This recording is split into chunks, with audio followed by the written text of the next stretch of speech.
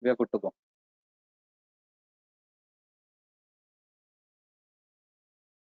Good morning, everyone. I'd like to welcome you to MRAI's webinar.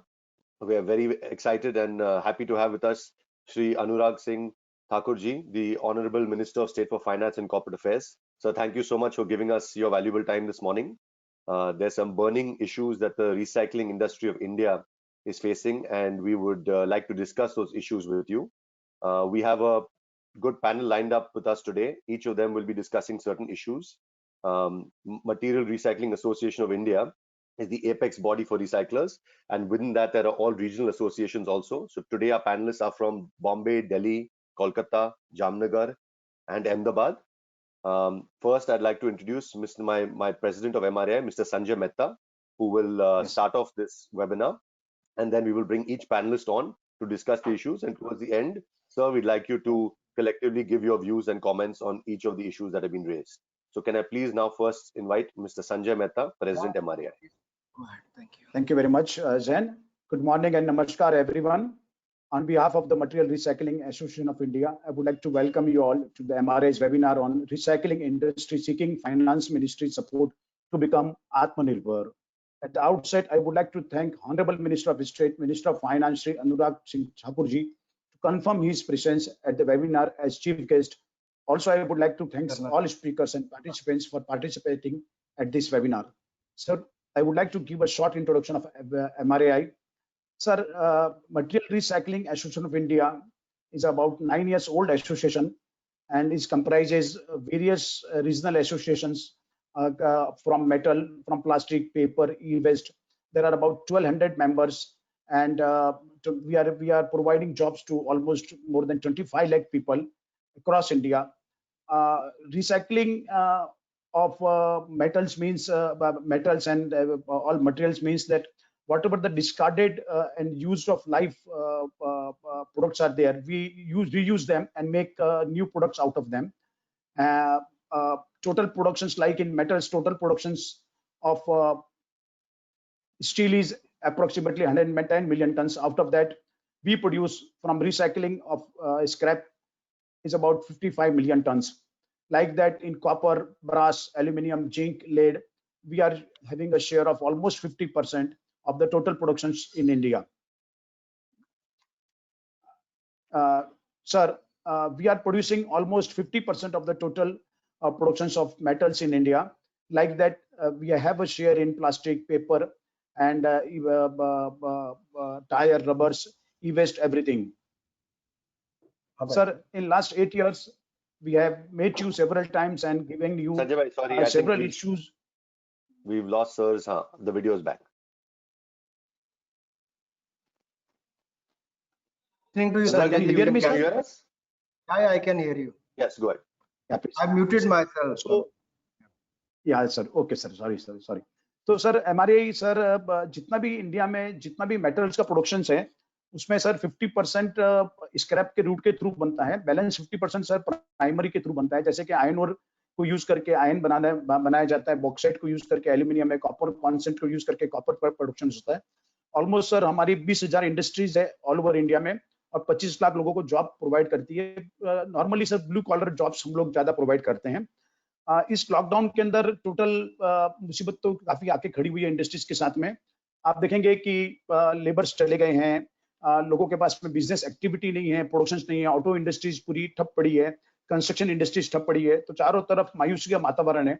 और इसके अंदर government of India ने काफी अभी जो 20 लाख करोड़ का लगभग बजट आप लोगों ने अनाउंस किया है, उसके बारे में भी मुझे चर्चा करनी थी आपसे।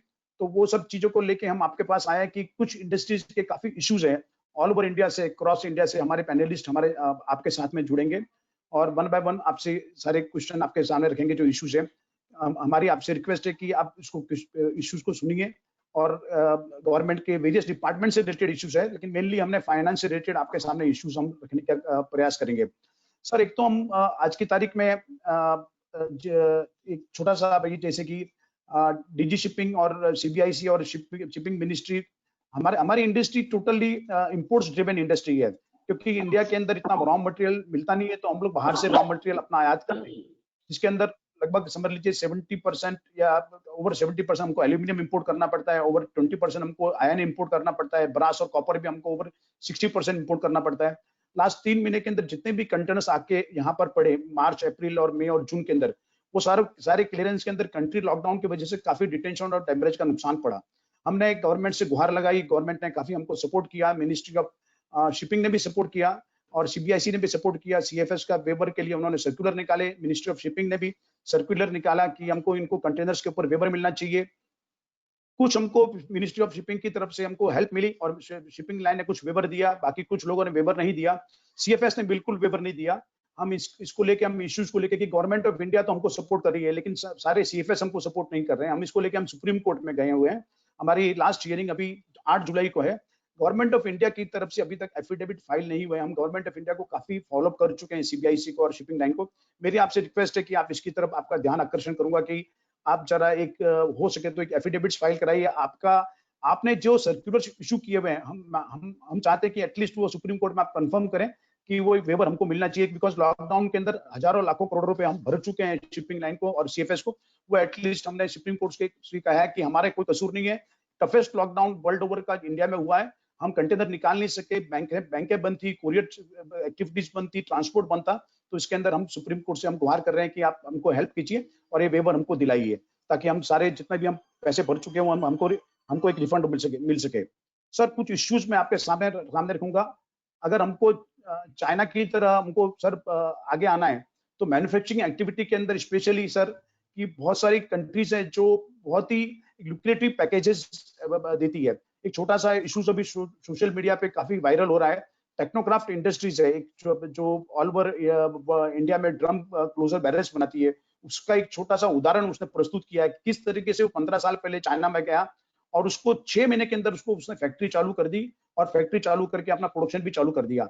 वही अगर हम इंडिया में करना चाहें तो वो इंडिया में नहीं हो सकता है। उसकी तरफ आपका जरूर मैं ध्यान आकर्षण करना चाहूंगा कि एक रेड टेपिज्म है और यहाँ पर लैंड एलोकेशन से लेके लेबर से लेके सारे सर्टिफिकेशन जो है वो सारे सर्टिफिकेशन हम वन विंडो क्लियरेंस के थ्रू कैसे हम कर सकते हैं, उसकी तरफ आप जरा ध्यान दीजिएगा।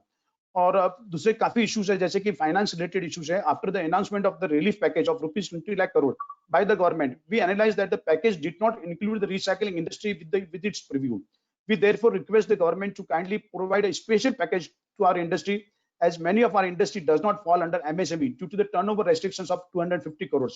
सर हमारी इंडस्ट्रीज का जैसे कि मेटल इंडस्ट्रीज ले लीजिए, टोटल कॉपर लीजिए, ब्रास लीजिए, एल्यूमिनियम लीजिए या स्टील लीजिए, सारी इंडस्ट्रीज का टर्नओवर 250 करोड़ रुपए के ऊपर है। अगर हमारे लिए ये लार्ज इंडस्ट्रीज है जिनका वॉल्यूम ज्यादा है, टर्नओवर ज्यादा है, मार्जिन कम है, अगर हमारे लिए कोई भी छोटा सा भी पैकेज अगर आप अनाउंस करेंगे, चाहे हम आज की तारीख में तो एमएसए की कैटेगरी में नहीं आते हैं, बिकॉज 250 करोड़ की आपने लिमिट रख दी है। हमारा मिनिमम से मिनिमम टर्नओवर भी 350 करोड़ रुपए के ऊपर बैठता है कोई भी इंडस्ट्रीज का टर्नओवर। तो उसके अंदर कोई ना कुछ आप कीजिए कि टर्नओवर की लिमिट आप बढ़ाइए या कुछ एक अलग से विंडो आप बनाइए कि जिसके अंदर 20 लाख करोड़ के अंदर कुछ हिस्सा हमको मिल जाए। सर जो भी आप देना चाहेंगे वो हिस्सा आप जरा दीजिए sir. More additional working capital should be provided to the companies during this financial crunch, sir. कुछ पैसे जैसे कि 10 से 20% आपने एक्स्ट्रा फाइनेंस हमको रिजर्व बैंक के थ्रू किया है। कोऑपरेटिव बैंक्स और प्राइवेट बैंक्स हमको सपोर्ट नहीं कर रही है, खाली एक गवर्नमेंट बैंक्स का सपोर्ट मिल रहा है। लेकिन वो तरीके से भी जिस तरीके से हमको सपोर्ट मिलना चाहिए वो तरीके से सपोर्ट नहीं मिल रहा है। उसके सामने कोलेटरल दीजिए, उसके सामने काफी कुछ पेपर कार्रवाई कीजिए। उस पेपर कार्रवाई के पीछे ही लगभग 3 महीने हो गए, अभी तक तो काफी इंडस्ट्रीज को सपोर्ट नहीं मिला है। उसकी तरफ जरूर सर आपका ध्यान मैं आकर्षित करना चाहूंगा। Moratorium of 1 year on payments of loan, जो इंटरेस्ट आप लगा रहे हैं उसको सर 1 साल के बाद में सर उसको किस तरीके से आप ले सकते हैं इंस्टॉलमेंट में, उसकी तरफ ध्यान दीजिए। और वो लोन का मॉरेटोरियम उसको जरा एक्सटेंड करना पड़ेगा सर, वो भी आप जरा चेक कीजिएगा sir. Utilization of accumulated GST should be allowed against fresh import. काफी जीएसटी हमारी जो हमारे एक्यूमुलेट पड़ी है, जो हमारे पैनलिस्ट आपसे बात करेंगे, वो सर फ्रेश इंपोर्ट्स के अगेंस्ट में हमको यूज करने की परमिशन दी जाए। Lower rate of income tax should be changed on the income earned through exports. GST on metal scrap should be reduced from 18 to 5%. Since the metal scrap is a valuable raw material for recycling units, there should be no import duty on the same, as worldwide there is no duty of imports on recyclable scrap. Sir all over the world raw material जो हम recycling के लिए imports करते हैं, चाहे वो Thailand हो, चाहे इंडोनेशिया हो, चाहे पाकिस्तान हो, चाहे बांग्लादेश हो, कहीं पर भी ये ड्यूटी नहीं है। खाली इंडिया में ही हमने 2.5% से 5% की ड्यूटी लगा दी है। चलो उसके ऊपर भी आप देखिए, चेक कीजिएगा कि एटलीस्ट हम 2 साल जब तक हम आत्मनिर्भर न बन जाए, जब तक हम हमारे खुद की जनरेशन हम न बढ़ा पाए, तब तक हम ड्यूटी को सर हम नहीं लगाए तो अच्छा रहेगा sir. interest subvention scheme for recycling industry. Plastic recyclers work with very small funds and mostly fall under tiny category. And during this lockdown, they have got the biggest hit because the lack of collection and processing of plastic waste. Government should announce some special relief package for all plastic recyclers. Government should provide subsidy grants for setting up recycling plastic plant which have compliant infrastructure along with ETPs and other pollution control devices. In order to protect domestic paper recycling industry, custom duty on finished paper products to be increased to 25%. Sir अगर हम ये जो भी बाहर से paper आयात हो रहा है उसके ऊपर हम ड्यूटी नहीं लगाएंगे तो हम आत्मनिर्भर नहीं बन पाएंगे. बाहर से पेपर जो फिनिश पेपर बाहर से आ रहा है वो कम ड्यूटी में आ रहा है, तो इंडियन इंडस्ट्री को प्रोटेक्ट करने के लिए बाहर से जो भी पेपर का आयात हो रहा है उसके ऊपर हम ड्यूटी ज्यादा लगाएंगे तो एटलीस्ट हम साल 2 साल के लिए हम इंडस्ट्री को प्रोटेक्ट कर पाएंगे. Duty free finish paper imports under SAFTA country should be band. NCLT जो आज की तारीख में एनसीएलटी है सर, वो प्राइवेट लिमिटेड और लिमिटेड कंपनीज के ऊपर है. प्रोप्राइटर और पार्टनरशिप कंपनीज को उसमें कोई भी एनसीएलटी में जाने का अधिकार नहीं है. कुछ न कुछ आरओसी में प्रोविजन किया जाए कि जिसके अंदर हम एनसीएलटी के अंदर पार्टनरशिप और प्रोप्राइटर कंसर्न के ऊपर भी हम एनसीएलटी केस की कार्यवाही कर सकते हैं. Review of FTA should be done to save the industries during this crucial times. ये भी बड़ा मैटर है. हमारे पैनलिस्ट आपसे बात करेंगे कि एफटीए को किस तरीके से आप रिव्यू करें और साल 2 साल के लिए उसको आप बैंड करें at least. I request the government to kindly cancel the proposal of criminalization of section 138. Sir cheque bouncing act sir काफी लगभग 30 से 35 साल से इंडिया में बहुत अच्छे तरीके से चल रहा है और हम जो क्रेडिट में बिजनेस करते हैं 30 डेज 60 डेज 90 डेज में और पीडीसी के सामने हम अपना बायर्स को हम लोग मटेरियल देते हैं जहां पर करोड़ों रुपए की हम आउटस्टैंडिंग क्रिएट कर सकते हैं. ये पीडीसी की वैल्यू आप खत्म कर देंगे, आप पेनल एक्शन और डिस्क्रिमिनेशन की एक्टिविटी आप खत्म कर देंगे, कोर्ट में हम कार्रवाई नहीं कर पाएंगे तो ये सर ये बड़ा मतलब की इशू खड़ा हो जाएगा. हमने इसका विरोध किया है, हमने अपना व्यूज भेज दिया गवर्नमेंट ऑफ इंडिया को. उसके और भी आप ध्यान आकर्षित करना चाहूंगा कि 138 जो नेगोशिएबल इंस्ट्रूमेंट एक्ट जो चल रहा है उसको एज इट इज रहने दीजिए.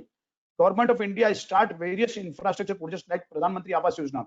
सर आज के 1 साल के लिए सर हमारे पास में कंट्री की डिमांड इनसाइड जो डोमेस्टिक डिमांड है उसको हम लोग सर गियर अप नहीं कर पाएंगे. तो एटलीस्ट सर जो आपकी गवर्नमेंट की तरफ से जो भी इंफ्रास्ट्रक्चर प्रोजेक्ट सर आप लगा पाएंगे, जो भी आपने जो अनाउंस किया या फिर आप और अनाउंस बाद में करने वाले वो अभी आप पहले ही अनाउंस कर सकते हैं तो वो कीजिए.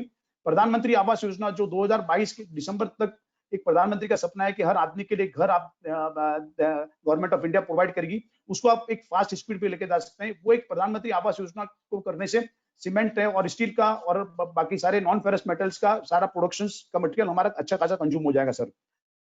Looking into the all current scenario, we understand that government is not in the position to give any kind of direct benefits to the recycling industry in way of free financing or waiver of loan.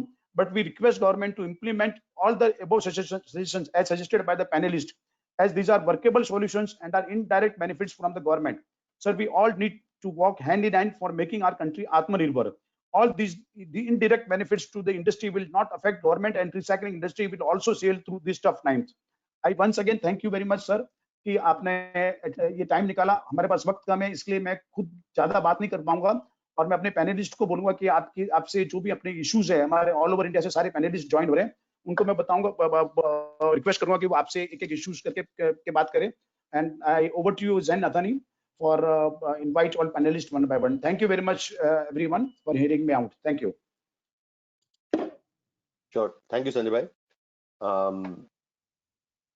Shri Anurag ji, I'm assuming you can still hear us because the video. Yes. Yeah. So I would like now, sir, we have all the points. We have a I've few noted all the panelists. Sir, we have a few panelists who are going to discuss specific issues related to finance that each of them are facing. Please go So ahead. I'm going to request Mr. Rikab Mehta, President of Bombay Metals Exchange, to first come and please quickly share what his issues are related to the assistance needed from the Finance Ministry. Rikab bhai, please join.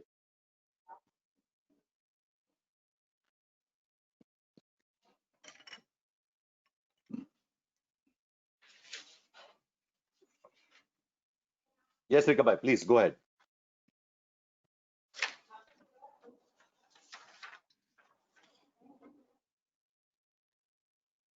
You need to unmute yourself, Rikab bhai. We cannot hear you. Please unmute yourself. The audio is not heard. We can see you though.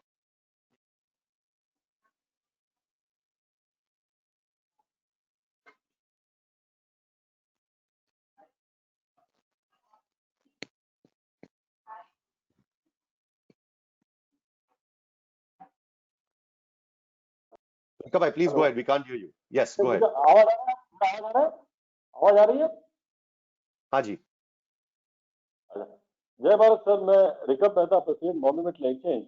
हमारी संस्था copper and copper alloy, aluminium, minor metal के trade और industries को all India level पर represent करती है। हमारा sector sir inverted duty का शिकार है। एशियन एफटीए और कई तरह के एग्रीमेंट के तहत फिनिश प्रोडक्ट 0% ड्यूटी पे आता है और यहाँ की इंडस्ट्रीज को 5% ड्यूटी देनी पड़ती है। इसके चलते पिछले 8 सालों में लगभग 60% से इंडस्ट्री बंद हो चुकी है और इसका सीधा फायदा सर चाइनीज इंडस्ट्रीज को हुआ है, जो वियतनाम और कोरिया जैसी जगहों पर इंडस्ट्री लगाकर इंडिया में माल की डंपिंग कर रहे हैं। ये सेक्टर किसी जमाने में 4 से 5 लाख लोगों को रोजगार देता था, जो कि आज एफटीए के चलते अंतिम सांसें गिन रहा है। सर, हम सरकार से कोई भी एडिशनल हेल्प नहीं चाहते, हम सिर्फ लेवल प्लेइंग फील्ड चाहते हैं। और अगर अभी भी सरकार सपोर्ट करे तो इस सेक्टर को में इतनी क्षमता है कि हम पूरे भारत को आत्मनिर्भर बना सकते हैं और चाइना की मोनोपोली को खत्म कर सकते हैं। इस सरकार से सर हमें बहुत आशा है, लेकिन अभी भी हमारे अच्छे दिन सर आए नहीं है। तो आपसे रिक्वेस्ट है कि ऐसे कोविड के टाइम में इंडस्ट्रीज को एक राहत मिले, ऐसा कोई कार्य करें सर। और दूसरा मेरा निवेदन है कि जैसे हमारे प्रेसिडेंट साहब ने बताया कि बैंकों ने जो एडिशनल लिमिट देने की बात की है, पर वो अभी तक इंडस्ट्रीज को पूरे तरीके से मिल नहीं पाई है। तो प्राइवेट बैंक है और कोऑपरेटिव बैंक है, इसको मानने से इनकार कर रही है और वो बता रही है कि हम ये सब मानने के लिए बाध्य नहीं है। तो सर आपसे रिक्वेस्ट है कि इस मामले में तुरंत ऐसी कोई कार्रवाई करें जिससे एसएसआई और एसएमई को कुछ बेनिफिट मिल सके। और तीसरा और अंतिम निवेदन सर मेरा ये है कि पीएफ कंट्रीब्यूशन जो आपने पैकेज के तहत में 6 महीने के लिए राहत दी थी पीएफ कंट्रीब्यूशन में, उसको 1 साल तक के लिए और एक्सटेंड किया जाए, क्योंकि आप हालात देख रहे हैं, हालात बद से बदतर होने जा रहे हैं, डे बाई डे हालात और खराब होते जा रहे हैं। तो और उसमें जो कंडीशन डाली गई है उसमें भी थोड़ी ढील दी जाए तो एसएसआई रेसिडेंट सेक्टर को बहुत फायदा मिलेगा। Thank you sir. एफटीए के विषय पर आप जरूर ध्यान दीजिएगा। Thank you. Thank you, Rikabhai. We appreciate your comments. I now request Mr. Prithvi Jain, who is the president of MASMA, which is the Metals and Stainless Steel Merchant Association, to please join us and share your issues quickly with the minister, please. Good morning Anurag ji. Sir मैं मास्मा metal stainless steels association से belong करता हूँ, मैं president हूँ। हमारा association Asia का सबसे लार्जेस्ट एसोसिएशन है जो स्टेनलेस स्टील्स और सप्लाई भी एक्सपोर्ट्स भी करता है और इंपोर्ट्स भी करता है, जैसे स्क्रैप वगैरह। हमारी 2-3 जो हमने एमआरआई के थ्रू और काफी सारे लेटर्स भी हमने मोदी जी को भी भेजे थे। कहने का मतलब जो 138 का केस जो संजय भाई ने ऑलरेडी आपको बताया है कि उसके अंदर हम लोग जो क्रेडिट बेस पे बिजनेस करते हैं, जैसे कि अगर कोई चेक हमें देता है हम उसको पूरा 100% अपना मनी समझ के उसको देते हैं, बट कुछ टाइम के बाद वो चेक रिटर्न होते हैं तो उसके कोई केसेस काफी सालों तक लंबे चलते हैं, जिससे हमारा फंड हमको मिलता नहीं है और हमारी कंपनी और लूज हो जाती है। इसके लिए हम एक तो ये रिक्वेस्ट करें कि जो भी ये 138 का ये जितना जल्दी और स्ट्रॉन्ग और fast level take first track पे ये केस जितने जल्दी सोल्व हो सके उसके लिए हमें गुजारिश करेंगे। दूसरी बात है कि कहने का मतलब मोदी जी ने बोला है कि आज लोकल में, तो हम ये चाहते हैं कि जितने मैन्युफैक्चरिंग यूनिट हम डालना चाहते हैं पर उसके लिए जितने लाइसेंस वगैरह वो जितने इजी वन विंडो पे होंगे और जल्दी से जल्दी अगर लाइसेंस की पद्धति हो जाएगी तो एटलीस्ट व्यापारी अपना व्यापार इंडिया के अंदर तो वो एक्सपोर्ट और इंपोर्ट्स पे डिपेंड नहीं रहेगा। ये अनुराग जी हम आपसे रिक्वेस्ट करते हैं कि जितना जल्दी हो सके, जैसे हमें मैन्युफैक्चरिंग स्क्रैप हम इंपोर्ट करके लेके आते हैं, मेल्टिंग के लिए हमें प्लान डालना है पर उसके लाइसेंस की जो पद्धति रहती है वो बहुत लंबी रहती है, जिससे हमें 2-3 साल लग जाते हैं और वो परेशान हो जाते हैं, फिर आखिर में जाके फिर इंपोर्ट पे डिपेंड हो जाते हैं। तो मैं आपको एक कि आप लोगों ने एक हमें लोन की भुगतान जो तारीख दी है उसको 1 साल और तो व्यापारियों के जैसे आप जो गवर्नमेंट है उसके साथ व्यापारी के लिए हमेशा बीजेपी ने सपोर्ट है कि इस बार में व्यापारियों की आप सुनोगे और हमेशा व्यापारी दीजिए और उनकी सरकार ने सुनी है, से एक गुजारिश है तो लोन की थोड़ा बढ़ा दिया जाए। Thank you sir. Thank you Prithvi ji. थोड़ा सा आपका आवाज क्लियर नहीं आया था, but we will convey the points to the minister through a written proposal as well. Can I please request Mr. Jayan Jain, who is the secretary of ANMA, which is Ahmedabad-based All India Non-Ferrous Metals Association, to please join us and share his views. पृथ्वी जी वो camera जरा बंद कर दीजिए। Thank you. Jain bhai, unmute yourself. Jain bhai, we cannot hear you. Unmute yourself, please. Good morning, Anurag ji. Thank you, sir, for giving us your valuable time. Sir, my points are, number one is the GST on metal scrap. When the GST was implemented in India, GST on all type of scraps were around 18%. But within 2 months, the GST on all other metal scrap except metal scrap was reduced from 18% to 5%. We had been representing since that time for reduction of GST on all type of metal scrap from 18% to 5%, but till now our demand is not accepted by the ministry. Sir मैं उसके बारे में थोड़ा आपको बताना चाहूंगा कि हम ये क्यों चाह रहे हैं, और आप भी अप्रिशिएट करेंगे ये जानने के बाद में कि हमारा एसोसिएशन चाहता है कि मेटल रिसाइकलिंग में 100% कॉम्प्लायंस हो, 100% हमारे जो भी ट्रेडर्स है, छोटे से छोटा ट्रेडर जीएसटी के दायरे में आए। आज 18% जीएसटी होने से कई जो छोटे ट्रेडर्स हैं, क्योंकि ये रैक पिकर से छोटे दुकानदार के पास में जाता है, फिर बड़े के पास में जाता है, तो छोटे दुकानदार कुछ 18% नहीं भरने के हिसाब से दूसरी अनएथिकल चीजें कर लेते हैं, जिससे बाद में इंडस्ट्री सफर करती है। और हमारा दूसरा ये है कि इसके अंदर में स्क्रैप में आप अगर 5% कर भी देंगे तो वो स्क्रैप तो कन्वर्ट होने ही वाला है फिनिश गुड्स में, जिसमें हमारी कोई डिमांड नहीं है कि आप कम करिए रेट ऑफ जीएसटी। उसमें जो भी चल रहा है 18%, 12%, 28%, वो आप लीजिए। हमारा यही मकसद है कि वो 5% करने से जो आज की तारीख में कुछ material out of GST stream जा रहा है वो भी जीएसटी स्ट्रीम में आ जाए, ताकि 100% कॉम्प्लायंस हो जावे रिसाइकलिंग सेक्टर का जीएसटी के अंदर में। एक तो हमारा ये पॉइंट था। दूसरा सर, अभी India is growing as like export hub for the metal items also. Now we are exporting our ingots and brass industry is also exporting their billets to like Far East countries as well as China also. Means earlier it used to be that China was exporting to India. In that we need your help by lowering the income tax on the income earned from exports. Number 3 is like we metal recycling में, जैसे संजय भाई ने बताया आपको कि majority अभी भी हमारा जो रॉ मटेरियल्स है वो हम इंपोर्ट से ला रहे हैं। इंपोर्ट के अंदर में स्क्रैप की जो असेसमेंट होती है वो फॉर्मूला बेस्ड होने के कारण हमारे काफी मेटल्स के जो व्यापारी है उनके पास में ज्यादा ड्यूटी लगने के कारण जीएसटी काफी एक्यूमुलेटेड हो गया है, और वो एक्यूमुलेटेड जीएसटी उनका बिना ब्याज के गवर्नमेंट के पास में पड़ा है, और एक साइड उनको करोड़ों की लोनें लेनी पड़ रही है अपना धंधा चलाने के लिए।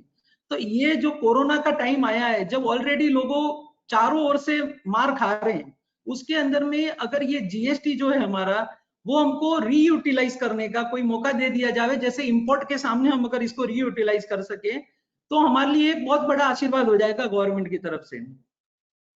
एक मेरा चौथा क्वेश्चन है सर, जो आपने 20 लाख करोड़ का जो पैकेज दिया उसके अंदर में 90,000 करोड़ के बेनिफिट डिस्कॉम के थ्रू दिए गए हैं, मगर वो बेनिफिट व्यापारियों तक पास ऑन नहीं हुए। कुछ स्टेटों ने 1 महीने के लिए फिक्स कॉस्ट हटा दी, मगर वो पूरा बेनिफिट हर एक स्टेट में हर एक व्यापारी को नहीं मिला है। तो थोड़ा जो आपने पैसा दिया है उसका सही यूज आगे हो, ऐसा कुछ करिए ताकि व्यापारियों तक ये बेनिफिट पास ऑन हो। Thank you. Thank you, Jayan ji.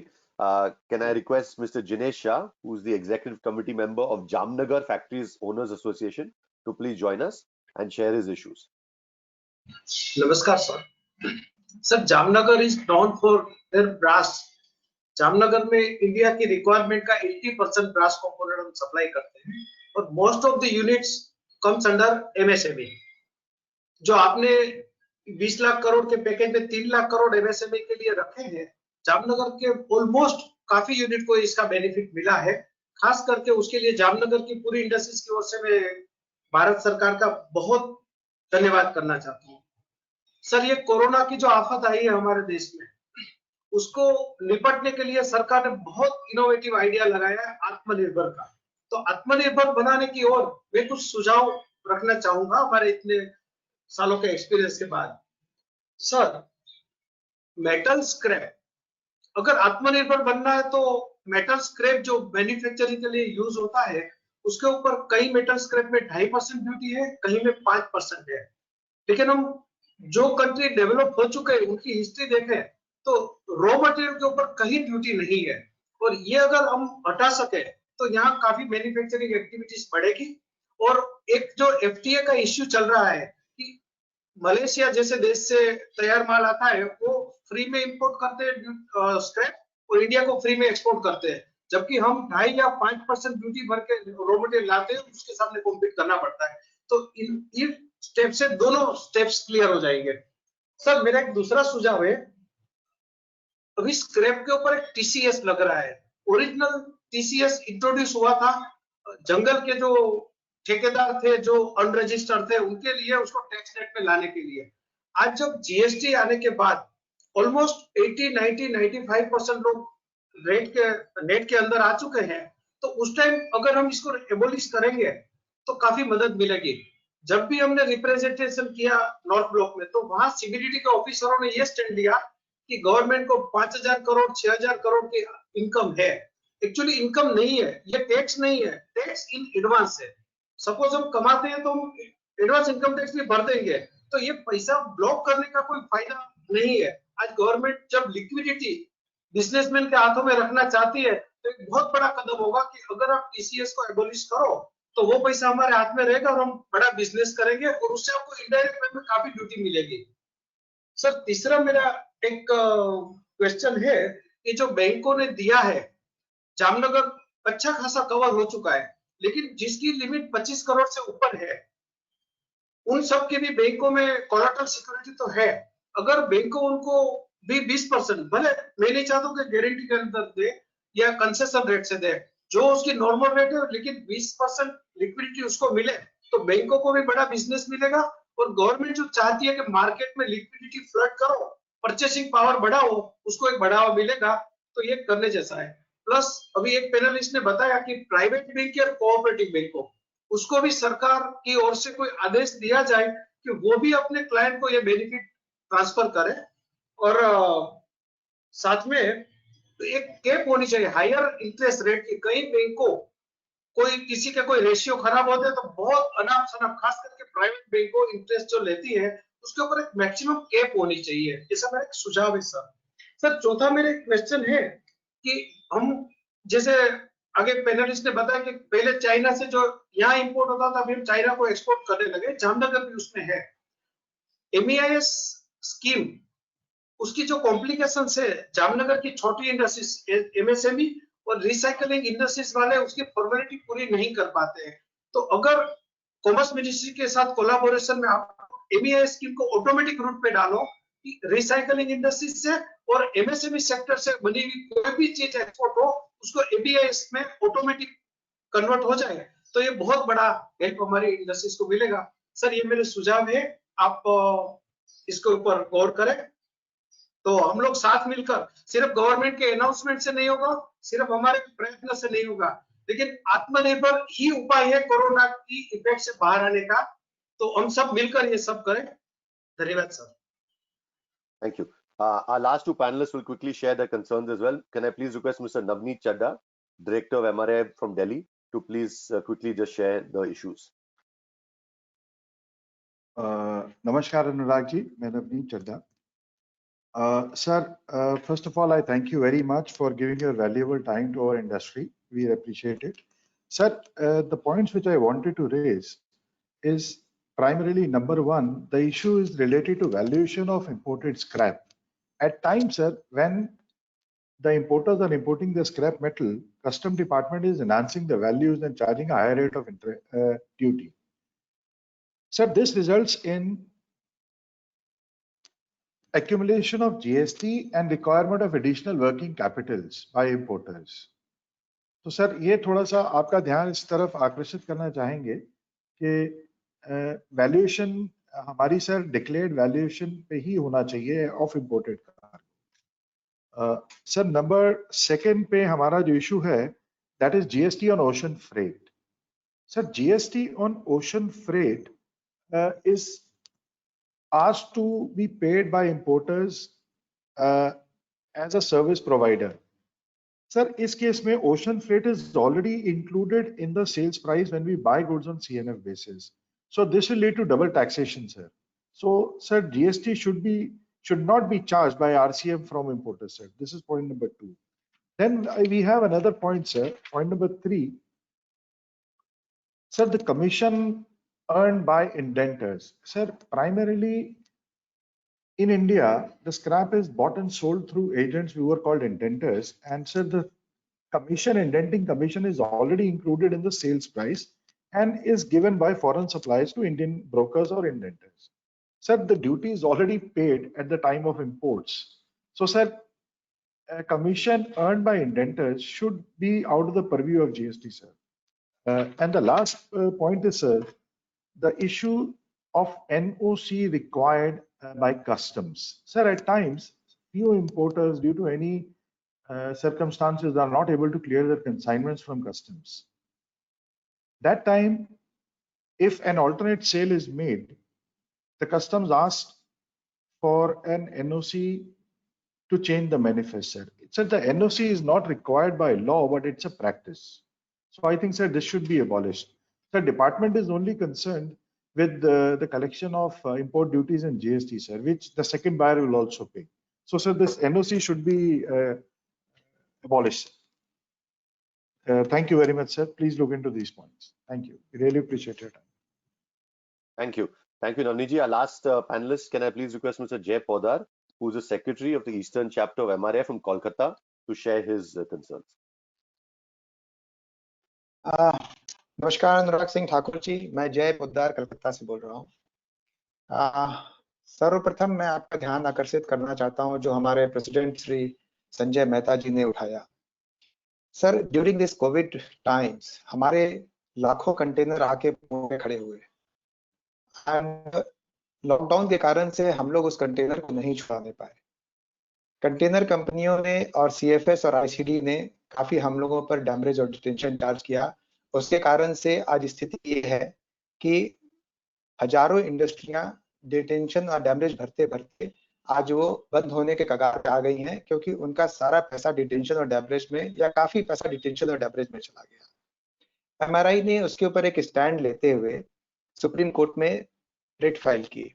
सरकार का हमें काफी सपोर्ट रहा। 3 बार हियरिंग हो चुकी है सर। 28 मई, 5 जून और 11 जून को हियरिंग हुई थी। सुप्रीम कोर्ट सरकार की तरफ से एक एफिडेविट चाहता है, सरकार का पक्ष सुनना चाहता है और 8 जुलाई को सुप्रीम कोर्ट ने उसकी फाइनल डेट ऑफ हियरिंग रखी है। सर, इसमें इंपोर्टर्स की कोई गलती नहीं थी। जो माल आया इन नॉर्मल कोर्स अगर रहता तो माल क्लियर होता, एक भी पैसे डैमेज के और डिटेंशन के नहीं लगते, न किसी को कुछ बोलना पड़ता, न किसी को कुछ सुनना पड़ता। लेकिन ये एक इमरजेंसी टाइप सिचुएशन थी जिसमें कि काफी डैमेज डिटेंशन हम लोग को लगा। Pradar, I'm just intervening here because this point has been made by Mr. Sanjay Mehta. In his opening Yes, remarks, that the next date is on the 8th of July, if I remember. He said 8th Yes, of sir. July is the next. And he needs Yes, some sir. government intervention in that, government help. So this point has been Right, made sir. in detail. जी। Right sir, thank you sir, thank you sir. अच्छा, और second point कोई मैं बोलना जी। चाहता, हाँ sir, मैं दूसरा चीज बोलना चाह रहा हूँ। हम लोगों को एक 20% अभी स्पेशल सैंक्शन दिया गया है सरकार की तरफ से कि जो आपकी वर्किंग कैपिटल है उसका 20% आपको मिलेगा। सर, काफी कुछ हिस्सों में वो मिल चुका है, काफी कुछ लोगों को मिला है, लेकिन कुछ लोगों को अभी भी नहीं मिला है। उसमें बैंक से अगर आपकी सरकार इंटरवीन करके वो 20% लोन नॉर्मल बैंकिंग चैनल्स के थ्रू हम लोगों को दिलवाए तो वो काफी इंडस्ट्री को सपोर्ट मिलेगा। जो एक चीज संजय मेहता ने बोल चुका है वो फिर मैं आपको नहीं बोलूंगा, इसलिए वो मैं छोड़ता हूँ। CRR एंड रेपो रेट जो sir time to time RBI घटाती है, उसका बेनिफिट अगर डाउन द लाइन इंडस्ट्री को मिले बैंकिंग चैनल के थ्रू तो उसका काफी लाभ इंडस्ट्री को मिलेगा। सस्ता रुपया उपलब्ध होगा, आत्मनिर्भरता बढ़ेगी और competitiveness बढ़ेगा हम लोगों की इंडस्ट्री का। So all these points I wanted to make, sir, and this is Thank it, you, sir. Jaiman. Thank you very much, sir. Thank you. Shri Anurag ji, I think you've heard all of us very patiently. Thank you for giving us that hearing. All the panelists have raised various issues with you. I've seen you taking a lot of notes, so I request you to please, sir, address all the attendees. Thank you.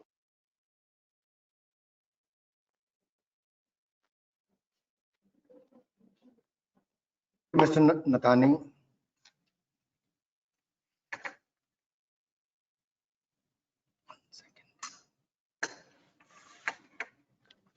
MRAI President Shri Sanjay Mehta ji, President BME Shri Rikab Mehta, President MASMA Shri Prithvi Jain, Secretary ANMA Shri Jayant Jain, Executive Committee Member GFO Mr. Jinesh Shah, President Emeritus IFA Mr. Gopal Gupta, Director MRAI Mr. Navneet Chadda, Secretary Eastern Chapter MRAI Shri Jay Podar, and the moderator Mr. Zain Nathani, Director MRAI. Let me first thank all of you for your valuable time and giving us the inputs on various issues which the industry is facing and how we can grow. Though a couple of things which all of us agree that the current situation is not the normal situation, whether for the industry, country, or for the entire world. We all are facing the pandemic-like situation. And in this, the entire country is fighting it together, whether during the lockdown or during the unlock one phase. Maybe the numbers are growing, but at the same time, if you look at the recovery rate is close to 57-58%. And the mortality rate or the fatality rate is close to less than 3%, which is among the best in the world. So in a way, India has done well, and I'm thankful that the industry has played an important role in that, and the state governments have also played an important role in that.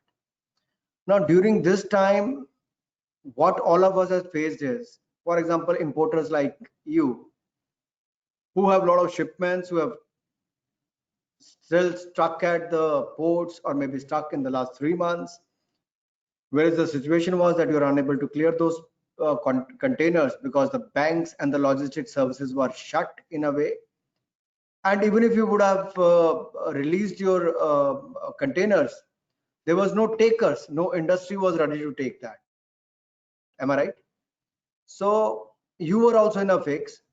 The government wanted to help you, but unfortunately the CFS, as you said, were not ready to get away with the damages and the detention charges what they have charged you. I understand this because from the young age of 20 to 34, I myself have done business. I was into the export business where I have to import a lot of raw material to export back. Like wood was not available in India, and there used to be a certified FSC wood which was supposed to be import. Otherwise, there was nothing available in India. So I understand what the importer or exporter go through at the ports or within the system, whether it is to establish a new plant or it is with the ongoing system.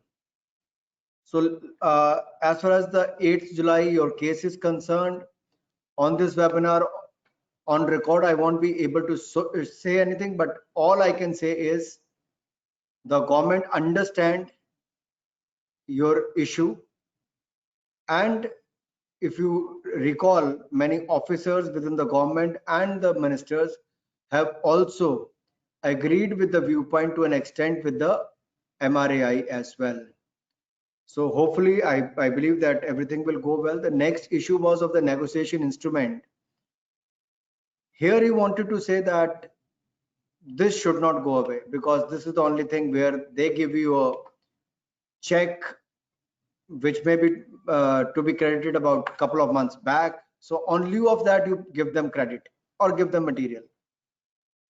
Now globally, if you look at the negotiable instrument, this has gone away from the criminality to decriminalize. We are not saying that do it today. We are seeking a report from all over India because many people have requested that let's get away with it, because you have the IBC code now, Insolvency Bankruptcy Code, and you can go to the NCLT to get the company into the liquidity if they are not paying to the supplier or the creditor.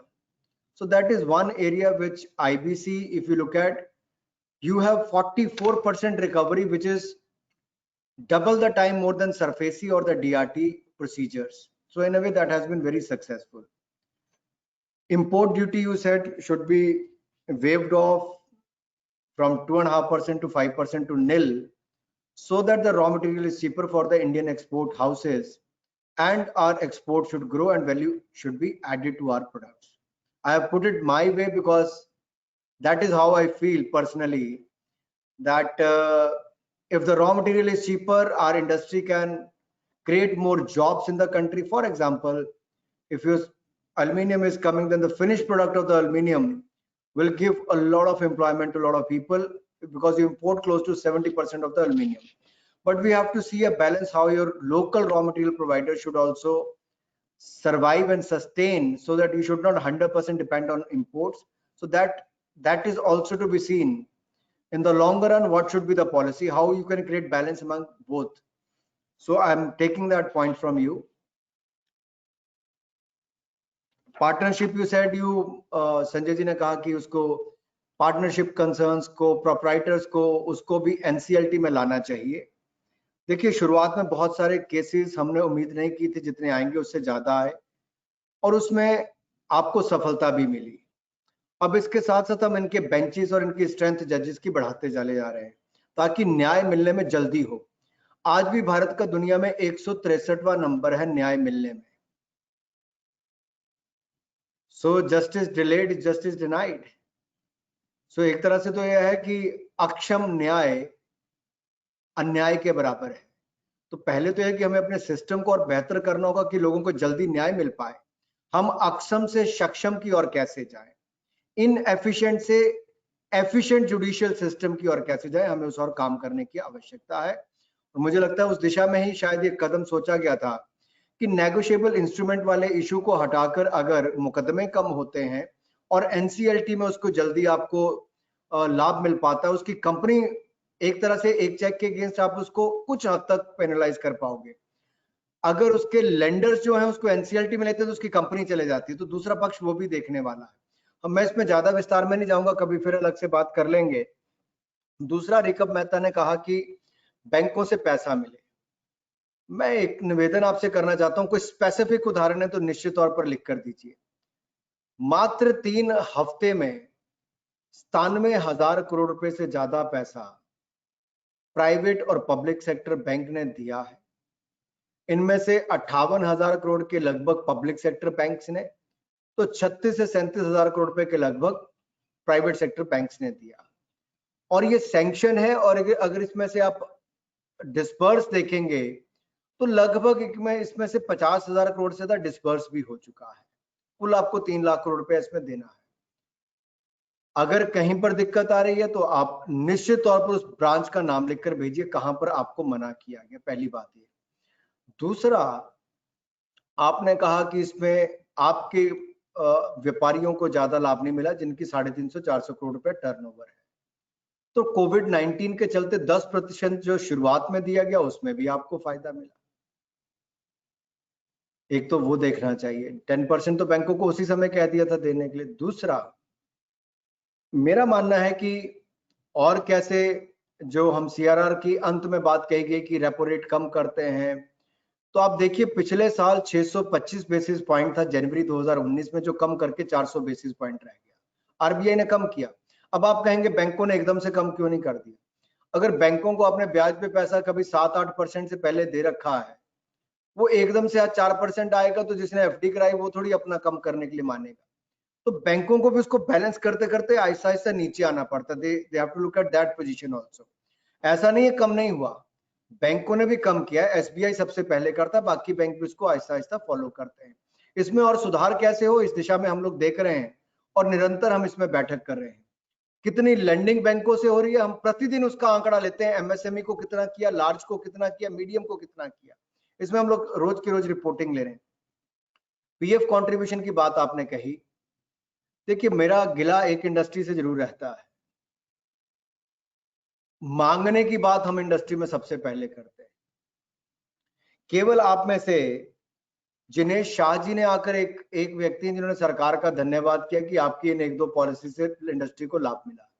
आप में से एक व्यक्ति ने नहीं कहा कि जो 250 करोड़ तक एमएसएमई को इनकम टैक्स की हमने छूट दी थी 30% से 22% करने की, वो हमने 400 करोड़ तक वाले को कर दिया, आप में से एक व्यक्ति ने नहीं कहा। आपने ये नहीं कहा कि अच्छा हम आत्मनिर्भर भारत में इंडस्ट्री लगाएंगे, आपने कॉर्पोरेट टैक्स रेट 15% कर दिया।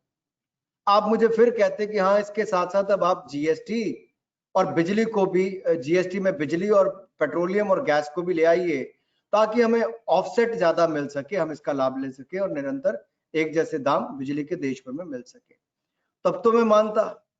अब क्या है, इंडस्ट्री की भी आदत एक स्तर तक है, और मैं इसलिए कहता हूं कि मैंने खुद धंधा किया तो मुझे कई बार पता चलता है कि हमारी सोच अपने तक सीमित रहती है, हम उससे आगे बढ़कर भी थोड़ा हमें अवश्य देखना चाहिए, हम केवल एक पक्ष ना देखें। और जब हम एसोसिएशन के लेवल पे बात करते हैं तो हमें देश के बारे में सबसे पहले सोचना चाहिए, फिर हम अपने इंडस्ट्री, फिर अपने व्यक्तिगत संस्थान के बारे में सोचना चाहिए। मैं अपनी चाय पी रहा हूं, आप भी अपनी अपनी ऑर्डर कर सकते हैं क्योंकि यहां तो पिला नहीं पाऊंगा। तो नेगोशिएबल इंस्ट्रूमेंट का आपने अलग से किया है, तो जैन जी ने तो पानी से ही काम चला लिया। चलिए, ईज ऑफ डूइंग बिजनेस में आपने कहा पृथ्वी ने कि जल्दी क्लियरेंस कैसे मिल पाए। मैं आपसे पूछना चाहता हूं, आपको किस क्लियरेंस के लिए कितना समय लग रहा है? कैन योर एसोसिएशन गिव कि फॉर एग्जांपल एनवायरनमेंट के लिए हमें इतना पैसा लग रहा है, इतना समय लग रहा है, हमें पोल्यूशन कंट्रोल बोर्ड के लिए अपना एफ्लुएंट ट्रीटमेंट प्लांट लगाना तो उसके लिए इतना समय लगता है, फैक्ट्री क्लियरेंस के लिए, लेबर के लिए या बाकी जो क्लियरेंस है उसके लिए कितना समय लग रहा है, और उसमें से अगर सिस्टम बेस्ड हम इसको कर दें इंस्पेक्टर बेस्ड की बजाय, और इसको सेल्फ सर्टिफिकेशन में कर दें और डीम्ड अप्रूवल में करें, तो क्या उससे 2 साल का समय 2 महीने 3 महीने में आ जाएगा? तो क्या इंडस्ट्री के लोग ये गारंटी लेते हैं कि मैं सेल्फ सर्टिफिकेशन और डीम्ड अप्रूवल की जाऊं तो आपकी इंडस्ट्री के लोग उसमें कोई गलत काम ना करें, ऐसा करेंगे? क्योंकि देखिए, एनवायरनमेंट पर हमने सबसे बड़ा असर देखा कि 2 महीने के लॉकडाउन में गंगा यमुना दोनों साफ हो गई। तो इससे स्पष्ट तौर पर पता चलता है कि इंडस्ट्री बंद हुई तो सब कुछ साफ हो गया, इंडस्ट्री चलनी शुरू होगी तो नदियां नाले सब खराब होने शुरू हो जाएंगे। हम इंडस्ट्री ये क्यों नहीं कहती कि हमारा एक क्लस्टर बनाइए जहां पर हमारा, मान लीजिए केमिकल्स के यूनिट लगने हैं, हाईली पोल्यूटेड है, या एक्टिव फार्मास्यूटिकल इंग्रेडिएंट्स एपीआई या बल्क ड्रग के यूनिट्स लगने हैं जो हाईली पोल्यूटेड है, तो इंडस्ट्री उसमें प्लांट नहीं लगा सकती, एफ्लुएंट ट्रीटमेंट प्लांट। देश की सरकार उसमें कॉमन फैसिलिटी सेंटर आपके लिए कर दे और सारी इंडस्ट्री का वहीं पर एफ्लुएंट जाए, वहां पे प्रोसेस हो, मीटर लगाओ, जिस कंपनी से जितना गया उसका मिनिमम चार्ज हो जाए, कुछ देश की सरकार दे, कुछ राज्य की और कुछ इंडस्ट्री दे। आप जब तक इनोवेटिव आइडियाज लेकर नहीं आते कि हम पर्यावरण को भी कैसे बचाएं, इंडस्ट्री को भी कैसे बचाएं और आपकी लागत कैसे कम हो, ये कॉमन फैसिलिटी सेंटर देश की सरकार बना कर दे, मैं उसके लिए भी तैयार हूं। मुझे लगता है हमें इस दिशा में आगे बढ़ना होगा। और सेल्फ सर्टिफिकेशन हम किस किस की कर सकते हैं? फिर आपने कहा कि reduction of GST on metal scrap from 18 to 5%। मेरा आपसे निवेदन रहेगा, अपने अपने राज्यों की सरकारों से, पश्चिम बंगाल, गुजरात से लेके बाकी सब में, आप कृपया करके इसकी बात कीजिए। जीएसटी पर निर्णय केंद्र की सरकार नहीं करती, जीएसटी काउंसिल करती है, सब राज्य की सरकारें, उनके प्रतिनिधि मिलकर करते हैं, तो इसमें लाभ मिलेगा। और इसमें तर्क दीजिए कि इसमें कैसे इंडस्ट्री को लाभ मिलने वाला है, लेकिन आपको इसमें देखना पड़ेगा कि इनपुट टैक्स क्रेडिट का उसमें क्या ऑफसेट वाले क्लॉज पे इससे कितना कम होगा, वो वर्किंग करके आपको एक बार देनी पड़ेगी। किसके पास कितना इनपुट टैक्स क्रेडिट आज की डेट में अवेलेबल है, सरप्लस पड़ा है, थोड़ा सा आप उसके 1-2 एग्जांपल देकर, साथ में उदाहरण देकर बताइए। क्योंकि इससे ही अगला पॉइंट भी आपका जो आपने कहा था, जीएसटी जो आपके पास एक्यूमुलेट हो गया है, हिंदी ठीक है ना कि इंग्लिश में बोलूं? मुझे ज्यादा is No, Hindi. sir, go ahead. It is perfect. Please go ahead. Okay. So if you look at this reutilization of GST surplus, देखिए इसमें 2 तरह के सुझाव आपको देने चाहिए। एक, जो आपके पास जीएसटी सरप्लस है, क्या उसके अगेंस्ट बैंक आपको ऋण दे दे? मान लीजिए आपका 10 करोड़ का जीएसटी सरप्लस पड़ा है, तो क्या बैंक उसके अगेंस्ट आपको 5 करोड़ का ऋण दे दे? या केंद्र की सरकार, जैसे आपने कहा, उसके खिलाफ आपकी अगली इंपोर्ट ड्यूटीज में उसकी कुछ एडजस्टमेंट कर ले ताकि आपकी वर्किंग कैपिटल और आपकी लिक्विडिटी का लाभ मिल पाए? एक अच्छा सुझाव आपकी ओर से ये भी है। दूसरा, आपने कहा 90,000 करोड़ का डिस्कॉम्स को हमने पैसा दिया, हमने इसीलिए दिया था कि बिजली उत्पादन कंपनियां जो है बंद ना हो जाए, क्योंकि डिस्ट्रीब्यूशन कंपनी जो है, डिस्कॉम्स जो है, वो पावर प्रोड्यूसिंग कंपनीज को पैसा नहीं दे रही थी। और राज्य की सरकारें क्या करती हैं, इंडस्ट्री से पैसा लेती हैं और जो किसान है उसको सब्सिडाइज या मुफ्त में बिजली देती है। तो कहीं ना कहीं इसमें भी राज्य की सरकारें अपने बजट में से पैसा दें तो ये कमियां नहीं आएंगी, डिस्कॉम्स फेल नहीं होंगी और पावर प्रोड्यूसिंग कंपनीज को नुकसान नहीं होगा। हमने आज के समय 90,000 करोड़ की मदद इसलिए की थी कि राज्य की सरकारों के माध्यम से आप जैसे व्यापारियों को 2-3 महीने की छूट मिल जाती कि 3 महीने तक आपको बिजली के बिल नहीं देने पड़ते।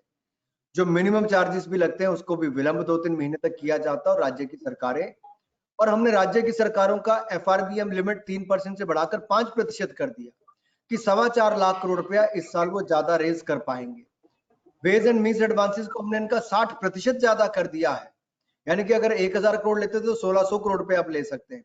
तो इस तरह से हर राज्य के लिए हमने बढ़ावा दिया है। तो एक बार राज्य की सरकारों से निश्चित तौर पर आपको बात इस पे करनी होगी। हमने अपनी ओर से 92,000 करोड़ रुपया पिछले 2 महीनों में केंद्रीय कर के हिस्से के रूप में राज्यों को दिया, जबकि हमारे पास अपना पैसा नहीं था। हमने 51,000 करोड़ रुपया जीएसटी कंपनसेशन सेस का राज्यों को दिया, जबकि हमारे पास आपसे जीएसटी कंपनसेशन के नाम पर नाम मात्र पैसा आया। केंद्र ने मदद ही की है राज्यों की। देखिए, राज्यों को एक अपनी भूमिका फेडरल स्ट्रक्चर में निभानी होगी, उस दिशा में काम करना पड़ेगा। अब जिनेश शाह जी ने कहा कि रॉ मटेरियल की ड्यूटी जो है आपने मेटल स्क्रैप पर उसकी बात कही। मलेशिया का आपने उदाहरण दिया कि वो फ्री में इंपोर्ट करते हैं और उसमें वैल्यू एडिशन करके वापस आपको एक्सपोर्ट कर देते हैं। FTAs पे काम करना चाहिए। TCS की आपने बात कही, लेकिन आप में से किसी एक व्यक्ति ने नहीं कहा कि हमने TDS और TCS में भी 25% की कटौती की है। अगर आप 10 करोड़ रुपए का TDS काटते होंगे तो आज आपको 7.5 करोड़ का काटना होगा, तो वो भी तो लिक्विडिटी आई। ऐसे TCS में भी लिक्विडिटी आई है। तो मुझे लगता है जब अगली बार कहीं पे रखें तो आपको ये भी कहना चाहिए जी ये आपने कर दिया, लेकिन इसमें अब आप ये और कर दीजिए। अगली विषय MEIA स्कीम पर मैं चाहूंगा कि जिनेश जी एक छोटा सा नोट बनाकर दीजिए कि गुजरात के व्यापारियों को क्या दिक्कत आएगी। अगर गुजरात के व्यापारी को दिक्कत आ गई तो कहाँ के व्यापारी को दिक्कत नहीं आएगी भाई। सारा देश गुजरात से व्यापार सीखता है, कैसे करना है, कैसे काम चलेगा। या नवनीत जी ने कुछ सुझाव दिए हैं। नवनीत जी, ये जो नोट आपने बनाया था मैंने सारे पॉइंट नोट किए हैं, लेकिन एक बार ऑफिशियली अपने MRAI के माध्यम से भी आप इसको मुझे भिजवा दीजिए। और NOC रिमूव करने की बात जो कही, आप इसमें 2-3 देशों का उदाहरण देकर कहिए कि वहां पर NOC नहीं मानते। उस दिशा में हमें सेल्फ सर्टिफिकेशन वाले मोड पे चले जाइए ताकि कंप्लायंस बर्डन कम हो जाए। तो आप एक लिस्ट बनाइए, चेक कितनी आपको कंप्लायंस करनी पड़ती है, यहाँ पे सेल्फ सर्टिफिकेशन कहाँ पर हो सकता है और डीम्ड अप्रूवल कहाँ पर हो सकता है, ताकि इंडस्ट्री को उसका लाभ मिल सके। मैं आज आपको विश्वास दिला रहा हूँ कि जो आप भेजोगे उसको उचित स्थान पर रखकर जो जो हो सकते हैं वाले कदम है मैं आपके लिए करवा कर दूंगा। इसलिए मैं ये बात कह रहा हूं क्योंकि अगर हमें सही मायने में $5 ट्रिलियन इकोनॉमी 2025 और $10 ट्रिलियन इकोनॉमी 2030 तक बनना है तो रूट आत्मनिर्भर का पकड़ना होगा। लेकिन दुनिया भर के देशों में ऐसा नहीं है कि वहां पर आयात नहीं होता। अगर चाइना 2.7 ट्रिलियन डॉलर का एक्सपोर्ट करता होगा तो 1.7 ट्रिलियन डॉलर का इंपोर्ट भी करता है। इंपोर्ट करना ही पड़ेगा, लेकिन भारत की दिक्कत क्या है, 326 बिलियन डॉलर का आप एक्सपोर्ट करते हो, 511 बिलियन डॉलर का आप इंपोर्ट करते हो। हमें इस खाई को कम करना है, तो हमें अपना निर्यात कैसे बढ़े, एक्सपोर्ट कैसे बढ़े, उस दिशा में काम करना है। मैं ये नहीं कह रहा कि इंपोर्ट बिल्कुल कम कीजिए, लेकिन फिनिश गुड का इंपोर्ट कम हो, रॉ मटेरियल की जहां पर आवश्यकता है उसको हमें उस पर अगर हम एफिशिएंसी ला सकें तो उस पर काम करने की। डैमेजेस डिटेंशन की बात पहले आ गई, 20% वर्किंग कैपिटल की आपने बात कही।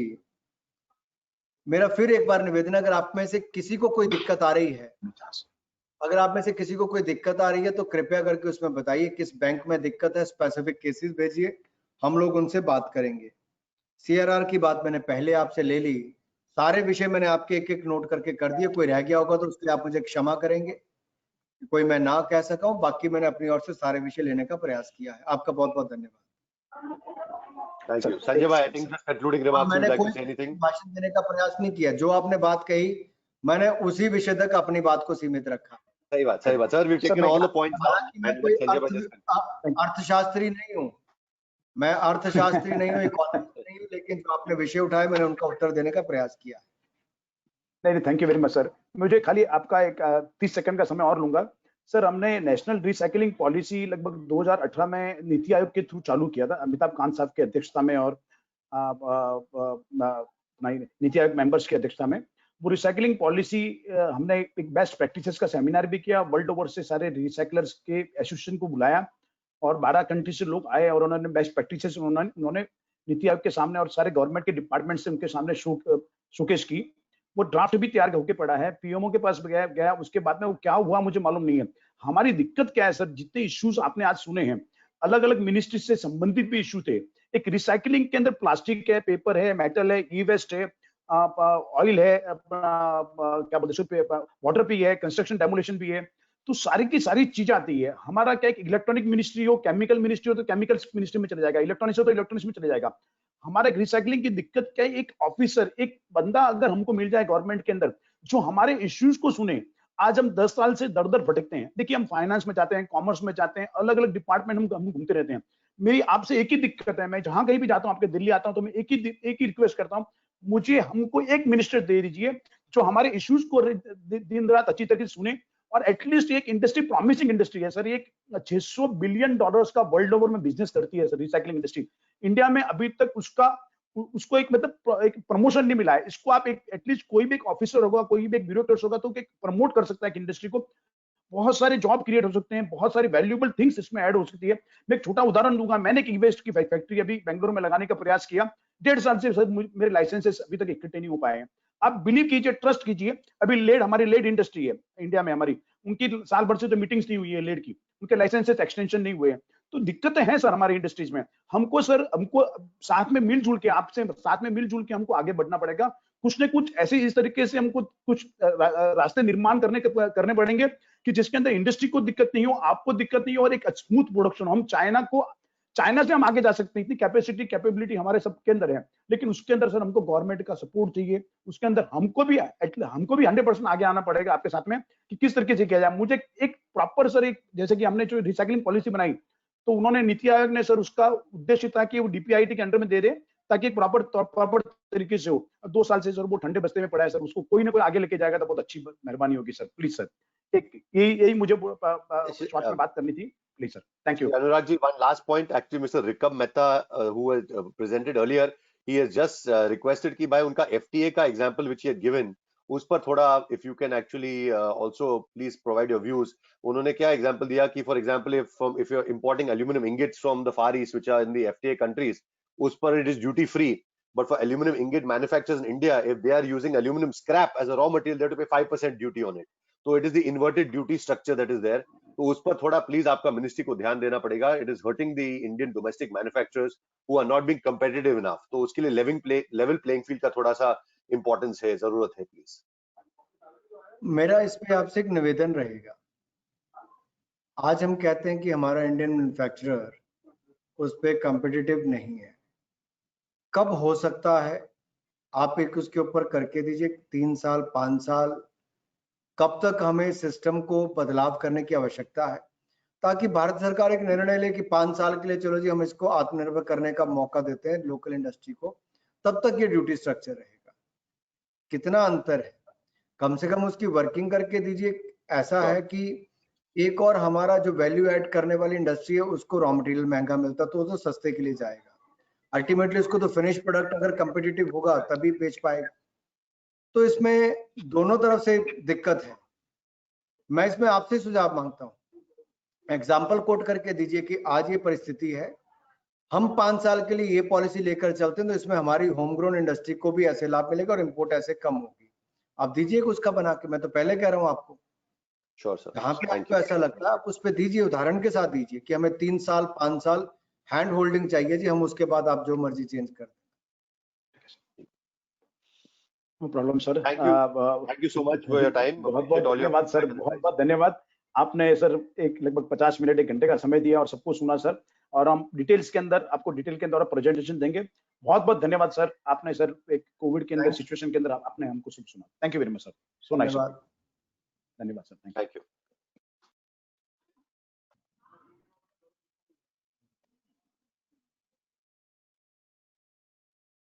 हाँ हाँ हाँ।